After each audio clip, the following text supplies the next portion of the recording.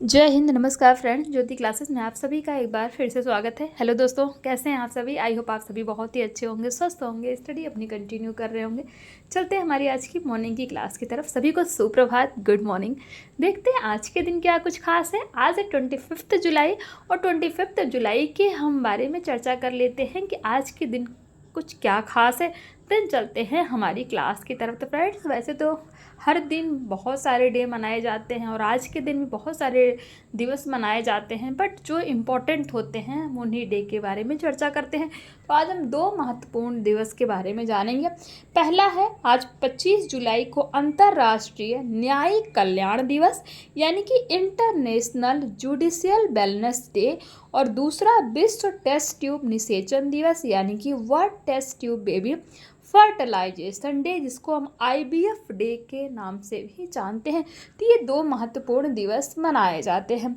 और ये जो हमारा दूसरा टेस्ट ट्यूब निषेचन दिवस यानी कि world test tube baby fertilization day है, ये क्यों मनाया जाता है, इसको मनाने का उद्देश्य क्या है? तो फ्रेंड्स, आज के ही दिन यानी कि 25 जुलाई 1978 को पहले test tube baby Louise Brown का जन्म हुआ था। इसीलिए यह दिन IVF तकनीकी के माध्यम से माता पिता बनने के प्रयासों को सम्मानित करने तथा समाज में इससे जुड़ी भ्रांतियों को दूर करने के लिए मनाया जाता है।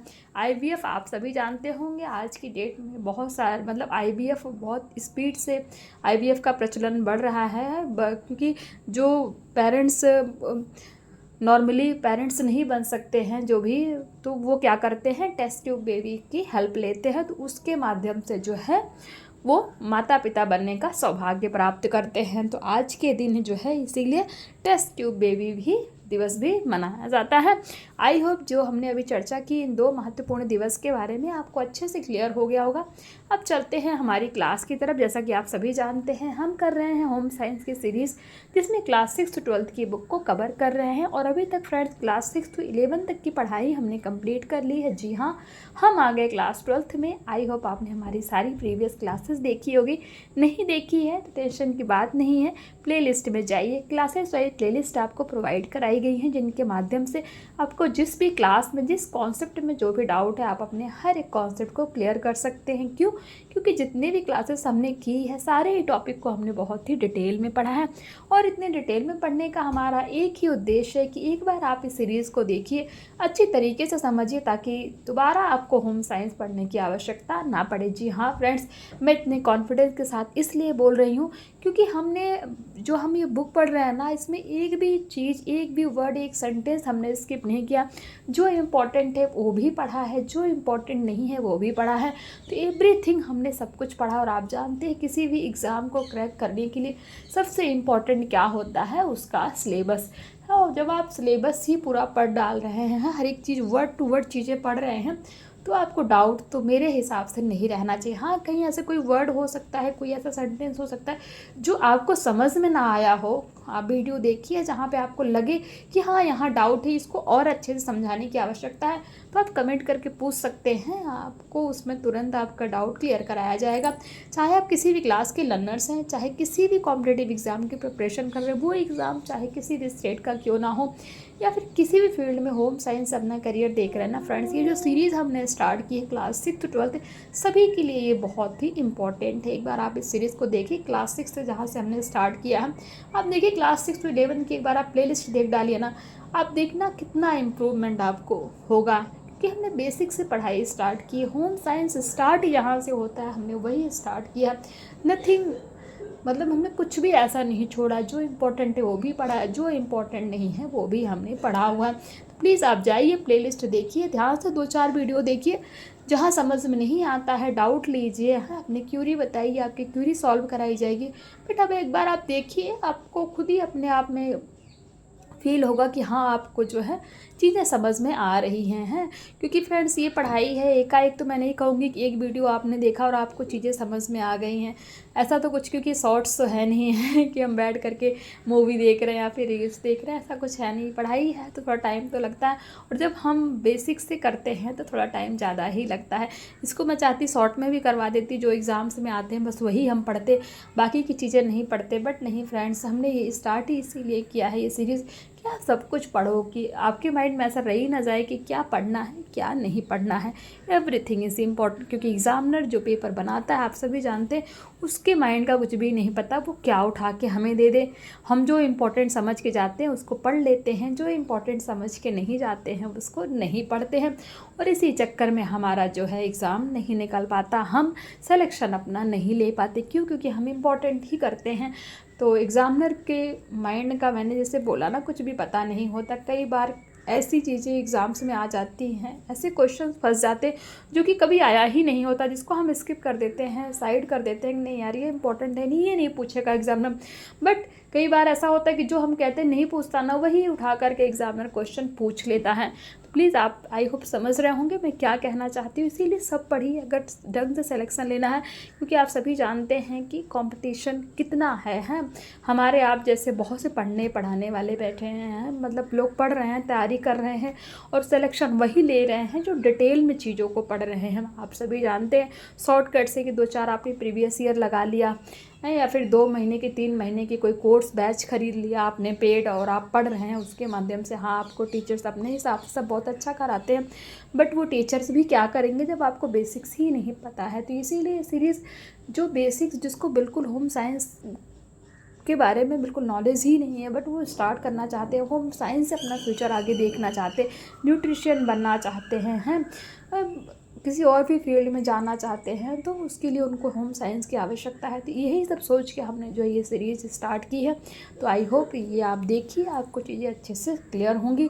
तो चलिए, बातें थोड़ा आज ज़्यादा हो गई, क्योंकि फ्रेंड्स ये फालतू की बातें नहीं थी, आपको ये सब भी जानना ज़रूरी है, इम्पॉर्टेंट है। नहीं तो आपके भी माइंड में क्वेश्चंस बनते होंगे ना कि इतनी लंबी बुक पढ़ाने की आवश्यकता क्या है, इंपॉर्टेंट क्वेश्चन करा दो, एग्जाम इंपॉर्टेंट जो टॉपिक है उनको करा दो, है फटाफट बुक्स ख़त्म करो। बट फ्रेंड्स, मैंने बोला ना कि मेरी सोच यही है कि कभी ये नहीं सोचना चाहिए कि क्या इम्पोर्टेंट है।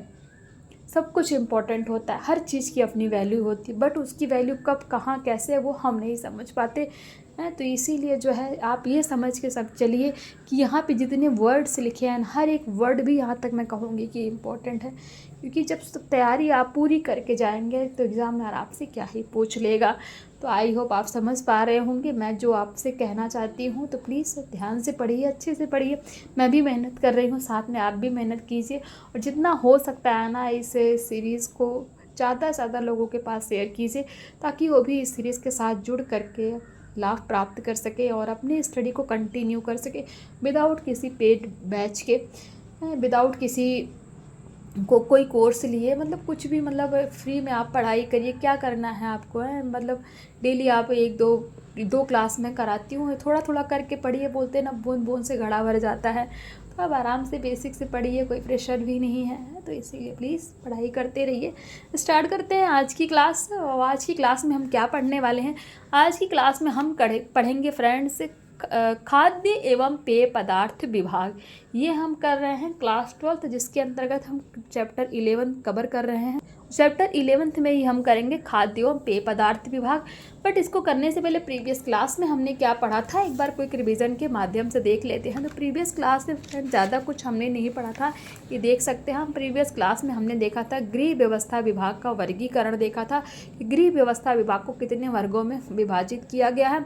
हमने देखा था गृह व्यवस्था नियंत्रण डेस्क, गृह व्यवस्था प्रबंधक, अतिथि गृह ब्रिगेड, सार्वजनिक क्षेत्र विभाग, लिनन तथा वर्दी कक्ष, उद्यान एवं पुष्प प्रबंधक टीम, गृह व्यवस्था विभाग का कर्मचारी भर्ती संरूप। ये सारी चीज़ें हमने गृह व्यवस्था विभाग के वर्गीकरण के अंतर्गत देखी थी। ये चार्ट आप देख लीजिए, इसके माध्यम से आप अच्छे समझ सकते हैं।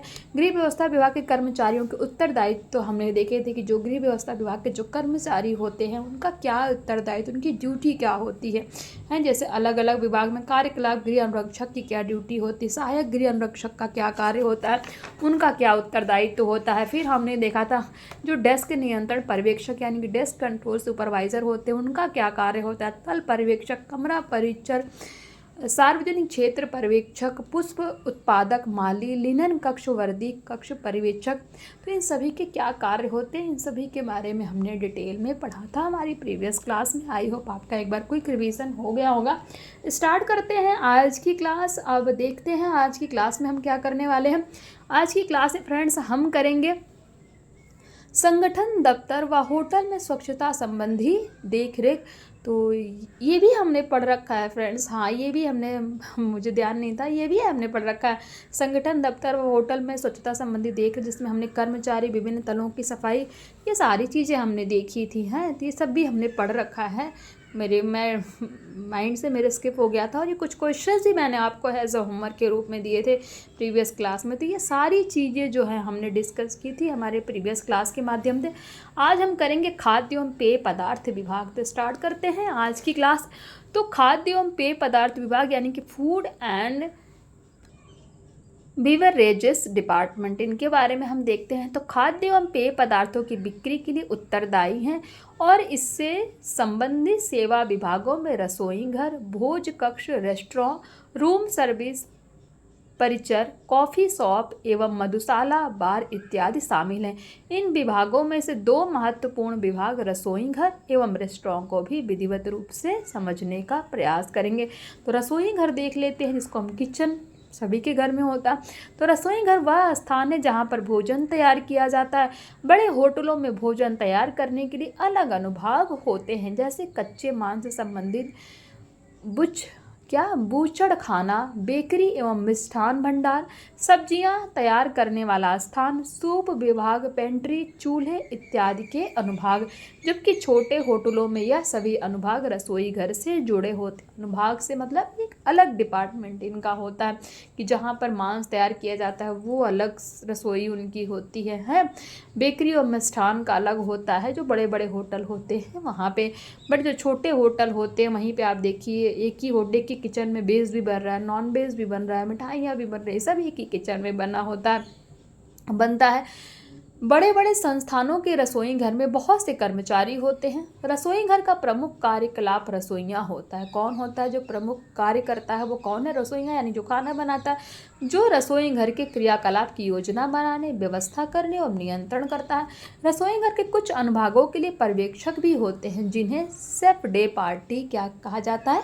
शेफ डे पार्टीज कहा जाता है। तथा इसके अतिरिक्त अनेक रसोइये होते हैं जो खाने की सामान्य वस्तुएं बनाते हैं। अतिथियों द्वारा मनपसंद भोजन के लिए ऑर्डर आदेशों की पूर्ति हेतु रेस्टोरेंट के कर्मचारी रसोई घर के कर्मचारियों के साथ आपसी समन्वय बनाकर रखते हैं, यानी कि आपस में तालमेल बिठा के रखते हैं।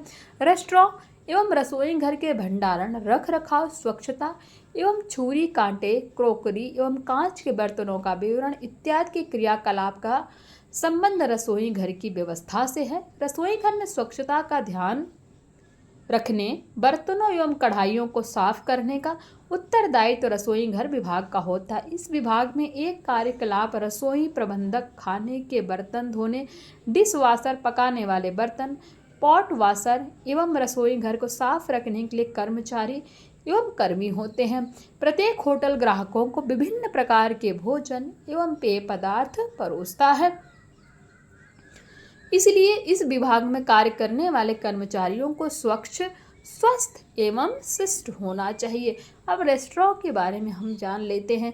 यह एक व्यापारिक सुविधा है जो ग्राहकों को खाद्य एवं पेय पदार्थ उपलब्ध कराता है। क्या? रेस्टोरेंट खाने की मेजों, कुर्सियों एवं अन्य आवश्यक फर्नीचर एवं साथ ही प्लेट, प्याले, छुरी, कांटों एवं लिनन से सुसज्जित होते हैं। रेस्टोरेंट की स्थापना के उद्देश्य, संकल्पना एवं मानदंड के अनुरूप ही इनकी गुणवत्ता भिन्न भिन्न होती है। रेस्टोरेंट में विभिन्न कर्मचारी होते हैं तथा इसके प्रबंधक रेस्टोरेंट के कार्य संचालन के लिए जिम्मेदार होते हैं।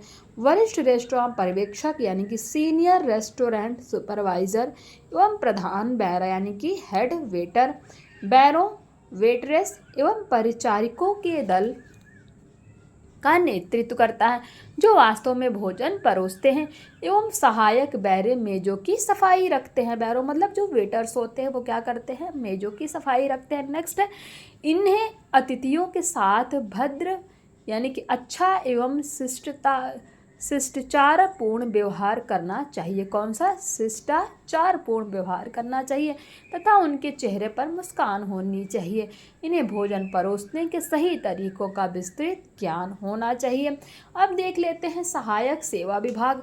तो होटल संस्थाओं में कुछ अन्य विभाग होते हैं जो सहायक प्रदान करते हैं तथा होटल के समग्र प्रबंधन एवं दक्षतापूर्ण कार्य संचालन में शामिल होते हैं। होटल संस्थाओं में सहायक सेवा विभाग को बैंक ऑफिस भी कहा जाता है। ध्यान दीजिएगा, होटल संस्थाओं में जो सहायक सेवा विभाग होते हैं उनको क्या कहा जाता है? बैंक ऑफिस भी कहा जा सकता है। इस विभाग के अंतर्गत वित्त एवं लेखा, इंजीनियरिंग, मानव संसाधन विभाग, विक्रय एवं विपणन यानी कि मार्केटिंग विभाग इत्यादि आते हैं। होटल संस्थान के सुचारू कार्य संचालन के लिए व्यक्ति सामग्री तथा अन्य संसाधनों के दक्ष प्रबंधन की आवश्यकता होती है। ये तो हमने देख लिया रेस्टोरेंट के सहायक सेवा विभाग। प्रबंधन कार्य के बारे में थोड़ा पढ़ते हैं तो किसी भी सफल संस्थान एवं व्यवसाय का आधार उसका प्रबंधन यानी कि मैनेजमेंट होता है। इसके अंतर्गत आयोजन, संगठन, समन्वय, स्टाफ नियुक्ति, निर्देशन, नियंत्रण एवं संस्थाओं के उद्देश्यों के संदर्भ में संसाधनों के उपयोग का मूल्यांकन किया जाता है। किसके अंतर्गत? प्रबंधन कार्य यानी कि मैनेजमेंट वर्क के अंतर्गत। आई होप ये आपको अच्छे से समझ में आ गया होगा। नेक्स्ट है हमारा आतिथ्य प्रबंधन का महत्व। तो वर्तमान में लोग अनेक कारणों से देश में और अंतर्राष्ट्रीय स्तर पर एक स्थान से दूसरे स्थान तक यात्रा करते हैं। यह यात्रा व्यापार संबंधी प्रयोजन, उत्पादों के विपणन यानी कि मार्केटिंग, सरकारी प्रयोजनों, अध्ययन के लिए, तीर्थ यात्रा के लिए, स्वास्थ्य की देखभाल के लिए, चिकित्सीय पर्यटन, अवकाश में मनोरंजन के लिए, संबंधियों से मिलने जाना या खरीदारी इत्यादि से संबंधित होती है। इसके विपरीत कुछ लोग विभिन्न स्थलों की यात्रा यानी कि विभिन्न स्थानों की यात्रा विशेष रूप से विभिन्न संस्कृतियों का अनुभव करने, पारंपरिक इमारतों, वन्य जीव या प्राकृतिक सुंदरता को देखने के दृष्टि से करते हैं। भारत के विभिन्न भागों में अनेक प्रकार के उत्सव एवं मेलों का आयोजन किया जाता है, जैसे पुष्कर एवं कुंभ मेला, मैसूर का दशहरा उत्सव, मुंबई व पुणे का गणपति उत्सव इत्यादि। इसे देखने के लिए देश के अलग अलग हिस्सों से लोग आते हैं तथा ऐसे स्थानों पर रुकना चाहते हैं जो आरामदायक, सुरक्षित तथा स्वच्छ हो। अतः पर्यटक उसी प्रकार की सुविधाएं चाहते हैं जैसी सुविधाएं उन्हें अपने घर में मिलती हैं। इस प्रकार आतिथ्य उद्योग तीव्र गति से विकसित हो रहा है। तो आतिथ्य प्रबंधन का महत्व आपको समझ में आ गया होगा। अब देखते हैं आतिथ्य प्रबंधन के कार्य क्षेत्र। तो होटल की संगठनात्मक संरचना के पदानुक्रम में शीर्ष प्रबंधन, मध्य प्रबंधन, अपर प्रबंधन, पर्यवेक्षक एवं प्रचालन स्टाफ आते हैं। आतिथ्य उद्योग के प्रत्येक स्तर पर नौकरी के अवसर उपलब्ध हैं, जिसमें युवा व्यक्ति, महिला, कार्यबल के मुख्य भाग होते हैं। होटल संस्थाएं युवाओं को इसलिए वरीयता प्रदान करती हैं क्योंकि वृद्ध व्यक्तियों की अपेक्षा युवाओं में अधिक समय तक कार्य करने की ऊर्जा होती है तथा ये शैक्षिक प्रगति होने से उच्च कोटि की सूचना प्रदान कर सकते हैं। युवा नवीनतम प्रौद्योगिकियों एवं नए विचारों को अपनाने के लिए तत्पर रहते हैं तथा इनके अंदर सफलता एवं अधिक पैसा अर्जित करने की महत्वाकांक्षा भी होती है। वर्तमान में आतिथ्य उद्योग तेजी से विकसित हो रहा है, इसलिए योग्य व्यक्तियों के लिए यह क्षेत्र सफल होने के अनेक अवसर प्रदान करता है।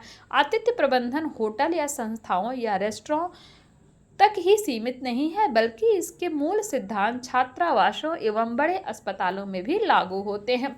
अब देखते हैं आतिथ्य प्रबंधन के कार्य करने के लिए अनिवार्य क्या योग्यताएं होती हैं, इनकी क्या एलिजिबिलिटी होती है आतिथ्य प्रबंधन में कार्य करने के लिए। तो इस क्षेत्र में कार्य करने के लिए अनिवार्य योग्यताएं निम्न प्रकार है। पहला, कर्मचारियों को प्रशिक्षित होना चाहिए, यानी कि जो आतिथ्य प्रबंधन का कार्य करना चाहते हैं उनको क्या होना चाहिए, उन कर्मचारियों को प्रशिक्षित होना चाहिए।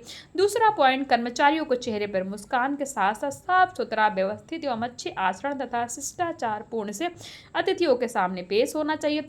तीसरा है, प्रमुख कार्यालय स्टाफ को हंसमुख प्रवृत्ति का होना चाहिए। इसमें स्व अनुशासन, विनम्रता, शारीरिक स्वच्छता, आत्मविश्वास एवं बहुभाषाई कौशल के साथ साथ अच्छे संचार कौशल का भी ज्ञान होना चाहिए। नेक्स्ट पॉइंट है, स्टाफ को कुछ अन्य बातों का भी ध्यान रखना आवश्यक होता है, जैसे साफ एवं ठीक प्रकार से इस्त्री की हुई वर्दी, न्यूनतम सहायक साधन एवं अच्छे ढंग से बनाए हुए बाल, कटे हुए व साफ नाखून इत्यादि, जिससे कर्मचारियों के व्यक्तित्व में निखार आए और संस्था की अच्छी छवि प्रस्तुत हो सके। तो ये सारी खूबी होना चाहिए किसके अंतर्गत जो आतिथ्य प्रबंधन में कार्य करने के इच्छुक हैं। आई होप ये आपको समझ में आ गया होगा। अब लास्ट है हमारा आतिथ्य प्रबंधन के पाठ्यक्रम देख लेते हैं। तो पहला पॉइंट है, देश के विभिन्न भागों में भोजन प्रबंधन एवं आतिथ्य प्रबंधन के विभिन्न पाठ्यक्रम उपलब्ध हैं जो प्रमाण पत्र से लेकर स्नातक उपाधि तक है। होटल प्रबंधन एक करियर यानी कि जीविकोपार्जन के रूप में सबसे लोकप्रिय विकल्प माना जाता है, यानी कि जो होटल मैनेजमेंट होता है। नेक्स्ट पॉइंट है, विभिन्न संस्थानों द्वारा खान पान एवं आतिथ्य प्रबंधन के पाठ्यक्रम चलाए जाते हैं जिसमें अभ्यर्थी स्नातक स्तर के साथ साथ स्नातकोत्तर स्तर पर खान पान के कोर्स कर सकते हैं। कैटरिंग आतिथ्य उद्योग का मुख्य हिस्सा है।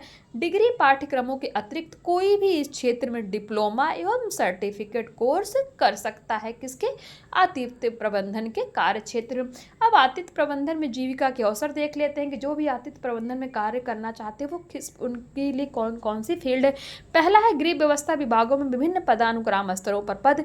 दूसरा, गृह व्यवस्था में उद्यमशीलता के अवसर यानी कि इंटरप्रेन्योरशिप। तीसरा है, होटल में प्रमुख कार्यालय एवं स्वागत नियंत्रण डेस्क के पद। चौथा, फूलों की आपूर्ति, सजावट करने इत्यादि के लिए उद्यमशीलता के अवसर। और लास्ट है, संगठन के अंदर विषय वस्तु आधारित कार्यक्रम प्रबंधन में विशेषज्ञ के अवसर। तो ये सारे ही जो हैं अवसर हैं कहाँ? आतिथ्य प्रबंधन में जीविका के लिए। कुछ क्वेश्चन देख लीजिए। क्वेश्चन 1 कहता है, खाद्य एवं पेय पदार्थ विभाग किसके लिए उत्तरदायी होता है? क्वेश्चन 2, सहायक सेवा विभाग के अंतर्गत शामिल किसी एक विभाग का नाम लिखिए। क्वेश्चन 3 कहता है, आतिथ्य उद्योग के प्रत्येक स्तर पर किसके अवसर उपलब्ध होते हैं? क्वेश्चन 4 है, विभिन्न संस्थानों द्वारा कैसे प्रबंधन के पाठ्यक्रम चलाए जाते हैं? तो इनका आप स्क्रीनशॉट ले लीजिएगा, बहुत इंपॉर्टेंट क्वेश्चन है, प्लीज़ इनको सॉल्व करिएगा फ्रेंड्स।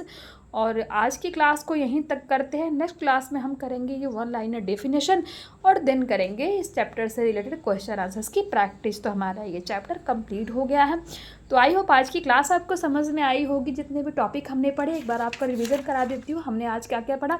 हमने पढ़ा आज की क्लास में खाद्य एवं पेय पदार्थ विभाग, जिसमें हमने रसोई घर, रेस्टोरेंट है, इन सारी चीज़ों के बारे में चर्चा की। सहायक सेवा विभाग देखा, प्रबंधन कार्य को हमने समझा, आतिथ्य प्रबंधन का महत्व हमने देखा, आतिथ्य प्रबंधन के कार्य क्षेत्र देखे।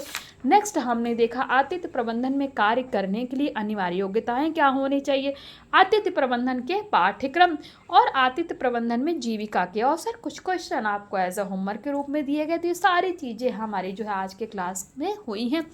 तो मिलते हैं हमारी नेक्स्ट क्लास में। आज की क्लास को यहीं स्टॉप करते हैं। तब तक के लिए जय हिंद, नमस्कार। हंसते रहिए, मुस्कुराते रहिए, एक दूसरे की हेल्प करते रहिए। धन्यवाद।